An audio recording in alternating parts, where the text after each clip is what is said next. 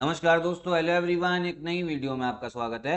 हम लोग हिस्ट्री की डे वाइज सीरीज कर रहे हैं टॉप 500 एमसीक्यू की, जिसमें हम लोग अभी मॉडर्न हिस्ट्री आधुनिक भारत के बारे में बात कर रहे हैं। पिछली वीडियो में हम लोगों ने बात करी थी कि कैसे हमें आज़ादी मिली और आज़ादी के साथ में हमें विभाजन पार्टीशन भी देखने को मिला। एक नया देश बना उस समय, उसका नाम था पाकिस्तान। वेस्ट पाकिस्तान, पश्चिम पाकिस्तान बना, पूर्व पाकिस्तान, जिसको बाद में आज़ाद करा के बांग्लादेश बनाया गया। इस बारे में बात कर ली थी। आगे की बातें हम लोग इस वीडियो में करते हैं। साथ ही साथ अगर पुरानी वीडियोस नहीं देखी तो एक बार उनको भी देख लीजिएगा, प्लेलिस्ट बन चुकी, जाके चैनल में चेक कर लीजिए आप लोग। और ये समझिए पूरा मॉडर्न हिस्ट्री कहानी की तरीके चला है एमसीक्यू के फॉर्म में। पूरा सिलेबस आपका मॉडर्न हिस्ट्री का अच्छे से रिवाइज हो जाएगा, प्रिपेयर भी हो जाएगा। तो सीरीज को अच्छे से वॉच करिएगा। साथ ही साथ यहाँ पे नंबर लिख रखे हैं, अगर आप हमारा कोई भी पेड ग्रुप ज्वाइन करना चाहते हैं तो इन नंबर पे कॉल करके हमारा पेड ग्रुप भी आप लोग ज्वाइन कर सकते हैं। चलिए इस वीडियो को स्टार्ट करते हैं और देखते हैं पहला क्वेश्चन क्या है। अब देखिए, इसमें बात हो रही है जो आपके प्रिंसली स्टेट्स थे, जो रियासतें थी, उनके बारे में बात हो रही है। उन्होंने ज्यादातर आपकी जो प्रिंसली स्टेट थी सबने इंस्ट्रूमेंट ऑफ एक्सेशन साइन कर लिया था, ठीक है, जिससे वो भारत में आके मिली। अब आपको एक चीज पता होगी, जब अंग्रेज लोग हमारे ऊपर शासन कर रहे थे तब दो तरीके के क्षेत्र थे, दो तरीके की टेरिटरीज थी। एक थे आपके ब्रिटिश प्रांत, ठीक है, जिसमें आपका अंग्रेजों का डायरेक्ट शासन था, ठीक है, वो डायरेक्ट वहां पे रूल करते थे। और एक थे आपके प्रिंसली स्टेट्स, रियासतें, ठीक है। एक थी आपकी ब्रिटिश प्रोविंस जहां डायरेक्ट रूल था, एक थी आपकी प्रिंसली स्टेट्स, रियासतें। यहाँ पे शासन किसका था? यहाँ पे जो इन्हीं के राजा महाराजा होते थे, ठीक है, राजकुमार वगैरह होते थे, वही शासन करते थे। लेकिन बस वो ये मानते थे कि ये किसके अधीन पे है? अंग्रेजों के अधीन पे है। तो ये डिफरेंस था। अब प्रिंसली स्टेट्स जो थे आपके ज्यादातर सबने इंस्ट्रूमेंट ऑफ एक्सेशन साइन कर लिया। 15 अगस्त अगर 1947 की बात करें, जब हमें आजादी मिली, तब तक आपके जितने भी रियासतें थी सबने साइन कर लिया था। सिर्फ तीन बची थी। कौन कौन सी? एक तो आपकी कश्मीर, एक हैदराबाद बची थी और एक आपकी जूनागढ़ बची थी। इनको भी फिर आखिरी में मिलाया गया। सरदार वल्लभ भाई पटेल का बहुत बड़ा योगदान था। अब इन्हीं को लेकर देखते हैं क्या क्वेश्चन पूछा जा रहा है। They were surrendering only what they never had as defence, external affairs and communication, always had been a part of British paramountcy. वह उन मदों पर समर्पण कर रहे थे जो वास्तविक रूप से उनके अधीन कभी नहीं थे। रक्षा, बाहरी मामले और संचार हमेशा ब्रिटिश सर्वोपरिता के नियंत्रण में थे। ठीक है, ये बात आपकी बिल्कुल सही है, क्योंकि था क्या, जब इन्होंने इंस्ट्रूमेंट ऑफ एक्सेशन साइन किया रियासतें ने, तो इस समय पे इन्होंने बोल दिया कि तीन जो मैटर है ना, वो हम किसको दे दे रहे हैं? भारत सरकार को दे दे रहे हैं। कौन सी? एक तो रक्षा वाली बात, डिफेंस, जो सेना वाली बात होगी, जो भी डिफेंस होगा वो भारत सरकार देखेगी। फिर जो एक्सटर्नल अफेयर्स है, बाहरी मामले जो हैं, वो भी कौन देखेगा? आपका भारत सरकार। और जो कम्युनिकेशन है, संचार, वो भी कौन देखेगी? आपकी भारत सरकार। कम्युनिकेशन मतलब कैसे आपके मोबाइल टावर लगने हैं और भी बाकी सारी चीजें, तो ये सब किसके अंदर में आ गई? भारत सरकार के। तो इन्होंने ये सारे जो सब्जेक्ट है ना, सरेंडर कर दिए। अब बहुत लोग क्वेश्चन उठाते हैं कि इन्होंने क्यों अपना जो इंपॉर्टेंट टॉपिक थे डिफेंस के भारत सरकार को दिए। क्योंकि मेन चीज ये थी, जब ये लोग अंग्रेजों के अधीन में थे, जब खुद ही शासन कर रहे थे, तब भी जो तीनों सब्जेक्ट थे ना आपके, रक्षा के, भारी मामले और संचार, ये किसके अधीन थे? ये किसको मिले हुए थे? ब्रिटिश सरकार को मिल रखे थे। तो इनको ये सरेंडर करने में, समर्पण करने में कोई इतनी ज्यादा परेशानी थी नहीं। पहली चीज तो ये हो गई आपकी बात, ठीक। दूसरा क्या बोला जा रहा है? इनका जो आंतरिक राजनीति थी उसमें कोई बदलाव नहीं हुआ था इंस्ट्रूमेंट ऑफ एक्सेशन से। No change in the internal political structure, ये भी बिल्कुल सही है। जैसे ये शासन कर रहे थे वैसे ही शासन करना है, बस अब भारत में आके मिल जाओ, ठीक है। पहले किसको सलाम करते थे? पहले सलाम करते थे आप अंग्रेजों को, उनकी महारानियों करते थे। अब सिर्फ हमारे संविधान को सलाम करना है और बाकी अपने में जैसा शासन कर रहे हो करते रहो, ठीक। ये इंस्ट्रूमेंट ऑफ एक्सेशन के हिसाब से ही बात हो रही है। फिर उसके बाद में अब इनको मिलाने के लिए ना, ये साइन करवाने के लिए एक प्रीवी पर्स की, आप ये समझे, योजना लाई गई थी। They were offered generous privy purse which they could not refuse. उन्हें प्रीवी पर्स की पेशकश की गई जिसे वे मना नहीं कर सके। ये भी बिल्कुल सही है। अब प्रीवी पर्स था क्या? इसमें भारत सरकार इनको हर साल कुछ पैसा देगी, मतलब बढ़िया पैसा मिलता था। जो भी आपकी रियासतों के, जो आपके राजकुमार थे या राजा महाराजा थे, शासन कर रहे थे, उनकी जो पीढ़ी चलती आ रही है, उनको प्रीवी पर्स मिलेगा, जिसमें उनको साल भर में पैसा दिया जाएगा। क्योंकि एक एग्रीमेंट और हुआ था 1949 में, जिससे अब वो टैक्स वैक्स भी नहीं ले सकता, उनको कुछ तो पैसा चाहिए ना अपना मौज मस्ती करने के लिए। तो वो कौन देगी? आपकी भारत सरकार देगी पीवी पर्स। अब आप लोगों ने सुना इसलिए नहीं होगा इस बारे में, क्योंकि 1971 में इंदिरा गांधी सरकार ने इस प्रीवी पर्स को भी बंद कर दिया था कि काहे के राजा महाराजा भारत में आके मिल गए, कोई राजा महाराजा नहीं, ठीक है। जो पैसा तुम भारत सरकार से ले रहे हो गरीबों का है, गरीबों में बटेगा, टैक्स का पैसा है, अब तुम्हें कुछ नहीं देंगे। ये चीज भी ध्यान रखेगा उस समय पे। लेकिन इनको प्रीवी पर्स दिया गया था। उसके बाद में जो कुछ राजकुमार थे उनको स्वतंत्र भारत में कहीं कहीं राज्यपाल बना दिया किसी आपके राज्य में। गवर्नर बना दिया गया था और राज प्रमुख भी बनाया गया था, तो ये ध्यान रखिएगा, मतलब अपने ही राज्य में राज प्रमुख की उपाधि दे दी गई थी इनको। तो चारों स्टेटमेंट जो है ना आपकी वो सही है।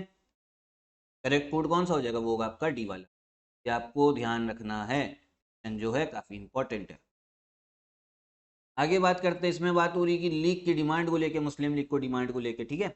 अब देखिए हम लोग को आजादी के समय विभाजन देखने को मिला, लेकिन क्या एकदम से विभाजन के एकदम से सामने बात आ गई क्या, नहीं। इनकी बातें, विभाजन की जो डिमांड थी ना पाकिस्तान की, ये बहुत समय से चलती आ रही थी, और धीमे धीमे क्या है ना, धीमे धीमे हम लोगों ने मुस्लिम लीग की कुछ डिमांड मानी, कभी क्रिप्स मिशन में मान ली, कभी गांधी जी ने मान ली, कभी किसी ने मान ली, वो मानते मानते मानते मानते ही पाकिस्तान बना, एकदम से नहीं पाकिस्तान बन गया। इसकी जो नींव थी ना बहुत पहले से रखी जा रही थी, अब उसी के बारे में बात हो रही है। ड्यूरिंग क्रिप्स मिशन कब आया था, 1942 में। Autonomy of Muslim majority provinces was accepted, ये बिल्कुल बात आपकी सही है। क्रिप्स मिशन के दौरान मुस्लिम बहुल प्रांतों की स्वायत्ता को स्वीकार किया गया था। जैसे अभी आप समझिए 2019 के पहले जम्मू कश्मीर राज्य था, उसको काफी ज्यादा हद तक ऑटोनॉमी मिल रखी थी, स्वायत्ता मिल रखी थी। 2019 के बाद में स्वायत्ता को खत्म किया गया, यूनियन टेरिटरी बनाया गया। तो वैसे ही क्रिप्स मिशन ने बोला था कि जहां जहां पे भी मुस्लिम मेजोरिटी है, उन राज्यों को हम क्या दे देंगे, ऑटोनॉमी दे देंगे, स्वायत्ता दे देंगे। तो पहली स्टेटमेंट सही आपकी, ठीक। उसके बाद में गांधी जी और जिन्ना की भी आपकी टॉक्स हुई थी, वार्ता हुई थी, कब, 1944 में। उसमें गांधी जी ने एक्सेप्ट कर लिया था the right of self determination of Muslim majority provinces. Gandhi ने मुस्लिम बहुल प्रांतों के आत्मनिर्णय के अधिकार को स्वीकार किया, ये भी बिल्कुल सही है। अब आत्मनिर्णय, आपका आत्मनिर्णय क्या होता है, इसका मतलब ये होता है कि जो मुस्लिम बहुल प्रांत हैं वो अपना निर्णय जो है कि उनको क्या करना, अलग देश बनाना है, भारत में रहना है, भारत में रह के स्वायत्ता चाहिए, ये खुद डिसाइड कर सकते हैं, ठीक है। गांधी जी ने भी इसको एक्सेप्ट कर लिया था, तो ये बहुत बड़ी जीत थी जिन्ना के लिए। दूसरी स्टेटमेंट भी सही है। उसके बाद में जो आपका वेविल प्लान आया है, कांग्रेस एक्सेप्टेड पार्टीशन, ये चीज आपकी गलत है, ठीक है। वेविल प्लान के तहत कांग्रेस ने आपका विभाजन जो है उसको एक्सेप्ट नहीं करा था। कौन से प्लान के तहत करा था, माउंटबैटन प्लान के, कौन से, माउंटबैटन प्लान के तहत कांग्रेस ने विभाजन को स्वीकार कर लिया था। तो पहली स्टेटमेंट आपकी सही है, दूसरी सही है, तीसरी गलत है। करेक्ट आंसर क्या हो जाए, करेक्ट आंसर होगा आपका बी वाला, ठीक है। अब इस क्वेश्चन में देखते हैं क्या बात हो रही है। जो आपकी सेकेंड वर्ल्ड वॉर थी, द्वितीय विश्व युद्ध, उसके दौरान कुछ इवेंट हुए हैं भारत में, यही बोला जा रहा है, उनको क्रोनोलॉजिकली लगाइए, ठीक। अब देखिए इसका करेक्ट आंसर जो है ना वो है बी वाला। मैं आपको समझा रहा हूँ क्यों है बी वाला, क्योंकि पहला चीज है resignation of Congress government, Congress सरकार का इस्तीफा। इन्होंने कब दिया, 1939 में। ये इसलिए दिया क्योंकि सेकेंड वर्ल्ड वॉर स्टार्ट हो गई थी, और अंग्रेजों ने भारतीयों से बिना पूछे भारत को इन्वॉल्व करा दिया था सेकेंड वर्ल्ड वॉर में। तो इसीलिए इन्होंने कहा कि ये तो चीज गलत, हमसे पूछना तो चाहिए था। तो इसी का विरोध करते हुए कि क्यों इन्वॉल्व कर दिया बिना पूछे, कांग्रेस की जितनी भी सरकारें थी जहां पे सबने इस्तीफा दे दिया था। फिर आपका ऑगस्ट ऑफर आया, ये कब आया था, 1940 में आया था। उस समय वाइसरॉय ने बोला कि हम आपको डोमिनियन स्टेटस देंगे, सबने मना कर दिया। फिर क्रिप्स मिशन आया, ये भी 1942 में आया, इसको भी फिर कांग्रेस ने मना कर दिया था, ये प्लान सही नहीं, ये भी डोमिनियन स्टेटस की बात कर रहा था। फिर आपका वेविल प्लान, वेविल प्लान है आपका 1945 में, ध्यान रखिएगा। शिमला में कॉन्फ्रेंस हुई थी कांग्रेस और मुस्लिम लीग को लेके, तो कांग्रेस और मुस्लिम लीग के आपस में नहीं बनी। करेक्ट आंसर कौन सा होगा, बी वाला, ठीक है। ये आपका सही क्रोनोलॉजिकल ऑर्डर है, ये ध्यान रखना है। अगला क्वेश्चन देखते हैं। अब इसमें बोला जा रहा है Peshawar conspiracy is related to Chapekar brothers. Peshawar षड्यंत्र चापेकर बंधुओं से संबंधित है, ये गलत है आपका, ठीक है। जो पेशावर कॉन्स्पिरेसी है ये रिलेटेड है आपका यूएसएसआर को लेके, क्योंकि वहां पे इस समय पे कौन पावर में था, कम्युनिस्ट पार्टी थी। तो इसमें पेशावर कॉन्स्पिरेसी में था क्या, कुछ मुस्लिम लोग यूएसएसआर गए थे, वहां पे उन्होंने ट्रेनिंग ली, और फिर वो यूएसएसआर से वापस कहाँ पे आ रहे थे, भारत में आ रहे थे, इंडिया में आ रहे थे वो, ठीक है। क्या करने यहाँ पर भी कि क्रांति जो है अंग्रेजों के खिलाफ में, क्रांति को हम ला सके, लेकिन अंग्रेजों की जो इंटेलिजेंस थी उनको पहले ही पता लग गया और इनको अरेस्ट कर लिया था काफी लोगों को। तो ये चीज जो है ध्यान रखिएगा, पेशावर कॉन्स्पिरेसी काफी इंपॉर्टेंट है आपका, ठीक। अब आगे क्या बोला जा रहा है, communist party remain loyal to British government during quit India movement. Bharat छोड़ो आंदोलन के दौरान कम्युनिस्ट पार्टी ब्रिटिश सरकार के प्रति वफादार रही, ये आपका बिल्कुल सही है। क्यों रही, क्योंकि कम्युनिस्ट पार्टी इसलिए वफादार रही क्योंकि रशिया में, रशिया मतलब उस समय पे यूएसएसआर था, वहां पर भी कम्युनिस्ट पार्टी थी, और इस पे हमला किसने कर रखा था, जर्मनी ने कर रखा था। और जर्मनी किसका दुश्मन था, वो था आपके ब्रिटिश का।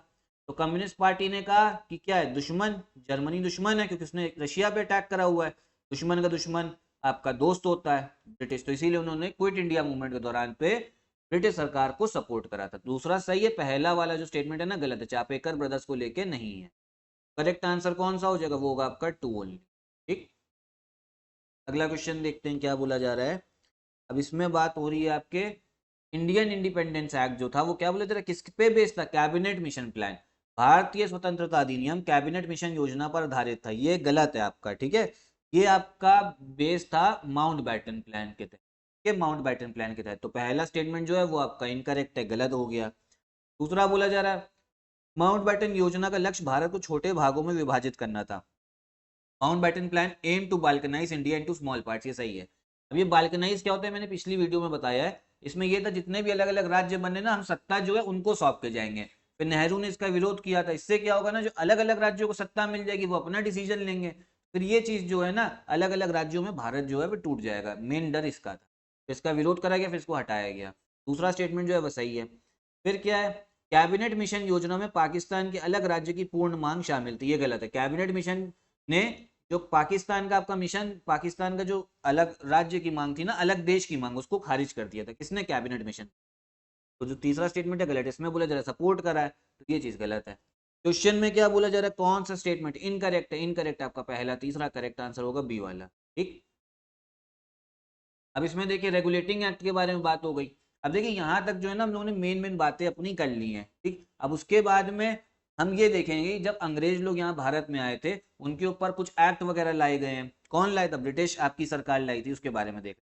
पहली चीज एक ये समझिए, जब अंग्रेज लोग भारत में आए थे तो वो व्यापार करने आए थे, और किस फॉर्म में आई थी, ईस्ट इंडिया कंपनी आई थी। ये सिर्फ एक आप समझिए व्यापारिक बॉडी थी, कमर्शियल बॉडी। ऐसा समझ लीजिए आज के टाइम पे अगर मान लीजिए मोदी जी अडानी को कहें कि अडानी आप ऐसा करो अफ्रीका जाओ वहां किसी देश में व्यापार करो, अडानी कंपनी वहां गई हुई है, व्यापार करते करते करते करते वहां पे क्या कर ले, क्षेत्र को कब्जा कर ले, तो वही चीज किसने करी है, आपकी ईस्ट इंडिया कंपनी ने करी है। और जब कब्जा कर लिया तो फिर जो आपकी ब्रिटिश सरकार क्या लेके आई थी, रेगुलेटिंग एक्ट। अभी किस लिए लाई थी, कि जो ईस्ट इंडिया कंपनी है उसके जो काम काज है उसको नियंत्रित और विनियमित करने का एक प्रयास था, to control and regulate the functioning of East India company. ये बिल्कुल सही है, एक एफर्ट था।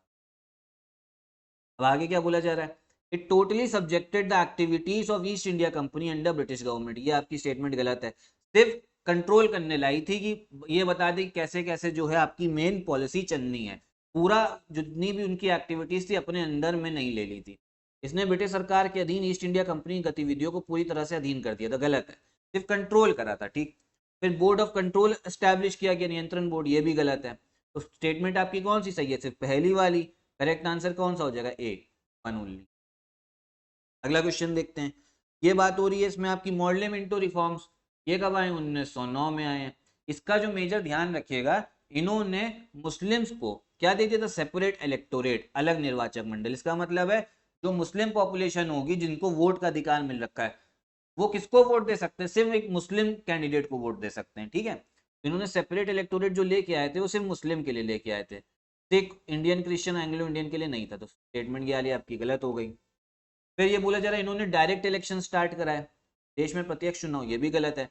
डायरेक्ट इलेक्शन क्या होता है, जैसे आप अभी लोकसभा के चुनाव में डायरेक्ट वोट करते हो ना, डायरेक्ट वोट का मतलब ये हो गया जो कैंडिडेट होगा आप सीधा जनता उसको वोट दे रही, सीधा मतलब जनता वोट, जनता जो वोट देती है, ठीक है, वो डायरेक्ट इलेक्शन।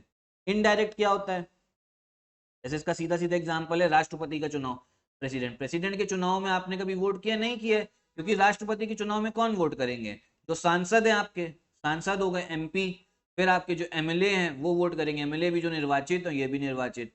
ठीक है, तो आपने, जनता तो वोट नहीं दे रही ना, जनता ने इनको वोट दिया था, लोगों ने इनको वोट दिया था, इनको वोट दिया था, और फिर ये लोग राष्ट्रपति के चुनाव में वोटिंग कर रहे हैं, तो ये इनडायरेक्ट है। तो इस चुनाव के हिसाब से ना, मतलब इस रिफॉर्म के हिसाब से, सुधार के हिसाब से इनडायरेक्ट इलेक्शन की शुरुआत हुई थी, और वो भी बहुत इनडायरेक्ट था। फिर क्या बोला जा रहा है, एक इंडियन जो है वाइसरॉय के एग्जीक्यूटिव काउंसिल में नियुक्त किया जाएगा, ये बिल्कुल सही है, एक भारतीय को वाइसरॉय की कार्यकारी परिषद में नियुक्त किया जाना था, ये स्टेटमेंट जो है ये सही है, पहला दूसरा गलत है। कौन से इंडियन थे, वो थे आपके सत्येंद्र प्रसाद सिन्हा। कौन थे, सत्येंद्र प्रसाद सिन्हा, ये चीज ध्यान रखिए। स्टेटमेंट कौन सी करेक्ट है आपकी भैया, स्टेटमेंट है बी वाला, ऑप्शन जो है आपका करेक्ट होगा बी वाला, सी ओनली। अब बात हो रही है इल्बर्ट बिल को लेके, इल्बर्ट बिल आया, ये आपका आया था 1883 में। कौन लाए थे, कौन थे वाइसरॉय, लॉर्ड रिपन। इसमें यह बोला गया था कि आप कोई मान लो जो अंग्रेज लोग हैं उन्होंने अगर कोई गुनाह करा है तो सुनवाई अब किसके सामने हो सकती, इंडियन जज के सामने भी हो सकती, पहला नहीं था। लेकिन यूरोपियन लोगों ने कहा कि हम तो जिनको छोटा मान रहे हैं, इंडियंस को वो लोग क्या करते थे, इंफीरियर मानते थे, अपने से कम मानते थे, उनके सामने वो हमारी कैसे सुनवाई कर सकते हैं, सिर्फ भारत में बात थी, तो काफी विरोध हुआ था। It was strongly oppose by Indians, ये गलत है। इसको किसने अपोज करा था, किसने विरोध करा था, यूरोपियन लोगों ने ही इसका विरोध करा है। फिर कब इंट्रोड्यूस हुआ, 1883 में, ये सही है। वाइसरॉय कौन थे, लॉर्ड रिपन। दूसरी स्टेटमेंट जो है वो सही है, पहली गलत दूसरी सही। फिर it violated the principle of natural justice, इसने प्राकृतिक न्याय के सिद्धांत का उल्लंघन किया, गलत है। ये तो नेचुरल जस्टिस को बढ़ावा दे रहे हैं ना, कि अब जो यूरोपियन लोग हैं उनकी सुनवाई भारतीय जज भी कर सकते हैं। क्योंकि हो क्या रहा था इसके पहले जो था, भारतीय लोग की सुनवाई, भारतीय लोग ने अगर कोई गुनाह करा है तो जब सुनवाई होगी तो यूरोपियन जज कर सकते थे। तो नेचुरल जस्टिस प्राकृतिक न्याय को तो बढ़ावा दे रहा है, वायलेट थोड़ा ना कर रहा है, तो इसलिए गलत है। अब स्टेटमेंट इसमें बोला जा रहा है कौन सी इनकरेक्ट है, कौन सा गलत है, तो इनकरेक्ट कौन सी, पहली वाली है और तीसरी वाली, करेक्ट आंसर होगा आपका डी। ठीक है, कौन सा होगा, डी वाली। आगे देखते हैं। अब इसमें भी बोला जा रहा है कौन, ये स्टेटमेंट जो है किस एक्ट को लेके है, ठीक है, किस अधिनियम से संबंधित है। इसने माना कि भारत में कंपनी की भूमिका प्रशासनिक और राजनीतिक क्षेत्रों तक मात्र व्यापार से आगे बढ़ी है, ठीक है। It recognise that company's role in India extended beyond mere trade to administrative and political field, ये रेगुलेटिंग एक्ट के लिए, ठीक है, पहला ही वाला है, ध्यान रख लो। क्योंकि रेगुलेटिंग एक्ट में ही बोल दिया गया था कि अब कंपनी जो है वो सिर्फ व्यापार नहीं कर रही है, वो भैया क्या कर रही है, आपका टेरिटरी भी संभाल रही है, राज भी कर रही है, ठीक है। तो अब वो उनका जो काम है पॉलिटिकल काम भी और प्रशासनिक एडमिनिस्ट्रेटिव भी। फिर क्या बोला जा रहा है, ब्रिटिश कैबिनेट को भारतीय मामलों पर नियंत्रण का अधिकार दिया गया था, दूसरी भी सही है। बोले जाता किस एक्ट को लेके, तो दोनों है आपकी रेगुलेटिंग एक्ट 1773 को लेकर। फिर से आपका रेगुलेटिंग एक्ट की बात आई, मैं स्टेटमेंट बताना कौन सा सही है। सुप्रीम कोर्ट की स्थापना की गई थी बंगाल में, ये बिल्कुल सही है, एक सुप्रीम कोर्ट बनाया गया था, लेकिन ज्यादा पावर नहीं थी सुप्रीम कोर्ट के पास में, ठीक है, बना दिया गया था। लेकिन फिर रेगुलेटिंग एक्ट लाया क्यों गया था, कंपनी की दिवालिया होना जबकि कर्मचारियों की समृद्धि 1773 के अधिनियम को विनियमित करने का कारण था। The company's bankruptcy while the servants were flourishing was the reason for regulating act of 1773। ये बिल्कुल सही है आपका। था क्या कि जो आपकी कंपनी थी ईस्ट इंडिया कंपनी, वो नुकसान में जा रही है, लेकिन जो इसके कर्मचारी हैं, ठीक है, वो जो है किसमें, वो प्रॉफिट में है। क्यों, क्योंकि वो अपना खुद का प्राइवेट ट्रेड भी कर रहे थे, अपना अलग ट्रेड भी कर रहे थे, इसलिए वो क्या हो गए, वो आपका क्या कहते हैं, प्रॉफिट कमा रहे हो, कंपनी जो है लॉस में। इसीलिए सब चीजों को कंट्रोल करने के लिए रेगुलेटिंग एक्ट लाया गया। तो दूसरा स्टेटमेंट जो है वो भी बिल्कुल सही है। करेक्ट आंसर कौन सा हो जाएगा, वो होगा आपका सी, बोथ 1 एंड 2, ठीक है, दोनों आपकी स्टेटमेंट जो है वो बिल्कुल सही है। यही थी आपकी वीडियो, अगली वीडियो में हम लोग आगे क्वेश्चंस की बात करेंगे। और इसमें ये ध्यान रखिए अब सिर्फ 10 ही क्वेश्चन बचे हैं मॉडर्न हिस्ट्री के, उसके बाद में मध्यकाल भारत मिडिवल हिस्ट्री स्टार्ट हो जाएगी। पुरानी वीडियोस जरूर देख लीजिएगा, मॉडर्न हिस्ट्री बहुत अच्छे से आपका प्रिपेयर हो जाएगा, मैं फिर से कह रहा हूँ बहुत बढ़िया से हो जाएगा। तो यहीं पे मैं वीडियो भी खत्म करता हूँ। अगर आपको वीडियो पसंद आई होगी तो लाइक करिए, चैनल को सब्सक्राइब। नमस्कार।